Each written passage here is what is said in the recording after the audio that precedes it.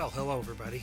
This is Philip Martin, and welcome to OnFilm on Video. And this is May 21st. Well, the I just got something. Just saw that as of the 30th, Arkansas is out of the COVID thing. So there you go. I don't really know what the ramifications are, but it looks like movies are coming back. And it looks like, if you're listening to me, we've made it through. So, congratulations for us. I'm not going to spend a whole lot of time this week for a couple of reasons. Number one, we've had technical problems, and I'm not sure that I can get much more than 3 or 4 minutes into this column, or into this video, without it messing up. I've got to do some, never mind, it's boring to you, but I've got to do some technical things to get this set up again. I just wanted to call your attention to okay, what happened here? Oh, it just blinked out on me. That's okay. So I guess we're still going. And it blinked out again. So I don't know. Well, we're going to proceed in the belief this is going to work. And then we'll see how it goes. But I showed up in the mail the other day. It was this 14 DVD set from John Wayne. And it's sort of, in the email puffery of it, the publicity material that they send you said it was 14 essential John Wayne movies. And so I was like, wow, 14 essential John Wayne movies. I'd love to get that. I'd love to have The Searchers again. I don't have it on DVD right now. I'd love to have Stagecoach again, which I don't have on DVD right now. I think I may have it actually, but it's not. I'd really like to have a really handy, Stagecoach and The Searchers and, a couple others. And then I get the DVD. And the DVD basically consists of, Hondo from 1953, Island in the Sky, which I don't know if I've ever even seen that. The High and the Mighty, where he plays a aircraft pilot. The Man Who Shot Liberty Valance, which actually is one of the more essential John Wayne movies. Atari, which is fine. John Wayne in Africa.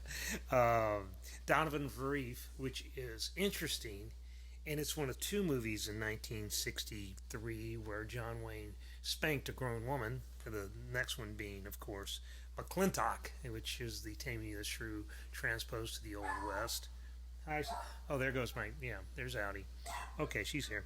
In Harm's Way, Sons of Katie Elder, another good film. True Grit, which is a good performance and a good story, a good film, except it's been totally, I think, eclipsed by the Coen brothers 2007 version. I think it was 2007, maybe a little later than that. Rio Lobo, which is, again, another good Howard Hawks movie. Big Jake, which I don't think I've ever seen. I may have to go look and check Big Jake out since it's here. And The Shootist, which is Wayne's last film, and it's really good. It's Don Siegel, who did Dirty Harry, Magnum Force, and all those movies with Clint Eastwood.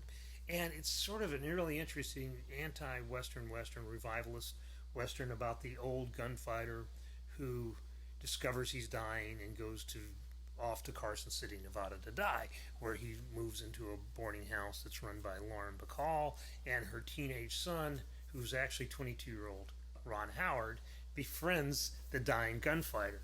And it's really, it's maybe Wayne's best work as an actor. I think it's certainly, one of his better movies. And it's kind of an interesting, there's a lot of myths about that. The myth is that John Wayne knew he was dying of cancer when he made that movie, which isn't true because he had cancer earlier. 1964, I think, is when he actually was diagnosed with it, and he had lost his lung, and he had a really serious, bout of cancer, but he was been declared cancer-free in 1969. So he really did not know in 1976 that he had cancer, though he probably had it then, and maybe he felt something, who knows, but maybe that informed his performance, the reality of having gone through that, and maybe just being, a 66-year-old man at that point. It's an interesting story because they believe that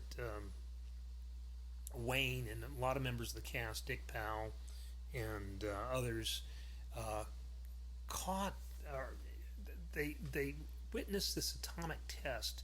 I believe it was in 1954 in the desert in Utah where they were filming The Unconquered, the famous movie where John Wayne infamously portrays Genghis Khan, which is really bad casting, and the movie's really hilarious if you watch it. But during that, while they were filming that movie, they had an A-bomb test, and the Atomic Energy Commission said, basically, folks, you can watch this if you want to. Kind of like watching eclipse. Don't look at it straight in the, wear your dark glasses or whatever. But don't worry about the radiation. Don't worry about the fallout and stuff like that. So John Wayne and the rest of the crew and cast watched this, and they, there's a famous picture, or a picture, I don't know if it's famous, but in Life magazine of Wayne in the desert with his son Patrick, and they've got a Geiger counter, and the Geiger counter's pinned. It's like,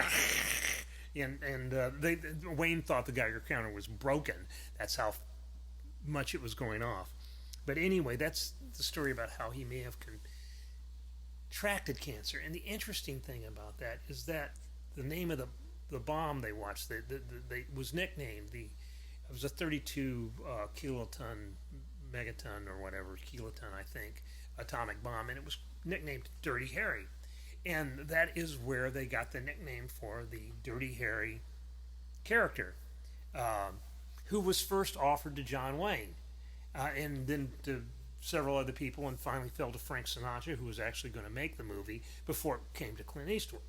And, take it around circle, by 1970 or so, by 73, 74, John Wayne was being eclipsed, finally, at the box office by, Clint Eastwood. And John Wayne really did not like these revisionist westerns, these westerns that had anti-heroes. He wrote Eastwood a letter about High Plains Drifter, which is the movie that's based on the Kitty Genovese murder in New York in 1964, where people allegedly witnessed the murder or witnessed bad things happening and didn't call the police and stuff like that. That was the inspiration for High Plains Drifter.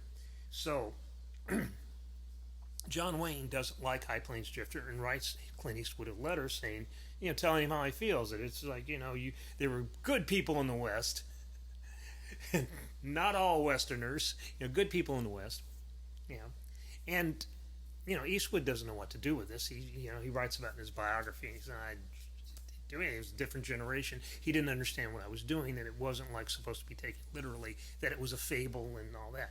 But anyway, John Wayne, kind of gets behind it. And, in 1974, he does this other movie called McHugh, which is a just total ripoff of Dirty Harry, if you watch it. Set in Seattle, but it's the same sort of anti-guy. And then he ends up doing this revisionist Western, The Shootist, which turns out to be, if not his best work, which I would hold would be The Searchers, is the best John Wayne movie, and Stagecoach is pretty good, and The Big Trail, I think it is, the 1929 movie that Raoul Walsh made with him is really good, and not necessarily a good John Wayne movie, but it's a good movie.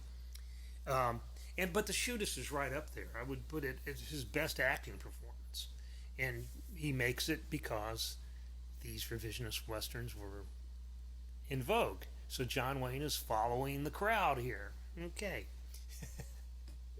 Turns out it's his last movie. It wasn't meant to be his last movie. He had another movie he was working on, a Bojack, that never got made, and he wanted to bring Ron Howard back in and do that movie, and also I think the Barney Miller guy, Hal Linden, was going to be in that film, but it didn't happen. That's my John Wayne story. I'm going to write about it on Sunday, not on Friday, but I'm going to write about that 14 film collection and Sunday, so maybe I've blown a little bit of that, but maybe I've whetted your appetite, and maybe you don't get the Sunday paper, so who knows. Anyway, that's it for this week. We got lots of good stuff. We got stuff we had to leave out. I have to talk about the stuff we left out because I really am sorry about it. Dan Liebarger did two pieces, one on Top Gun actor Rick Rosevich, and one on the new Amazon Prime series, Underground Railroad. We didn't have room for them. We will run them next week if I can't get them in the newspapers sooner. All right. So take care. We'll see you next week. Click on all the links. Thanks. Bye.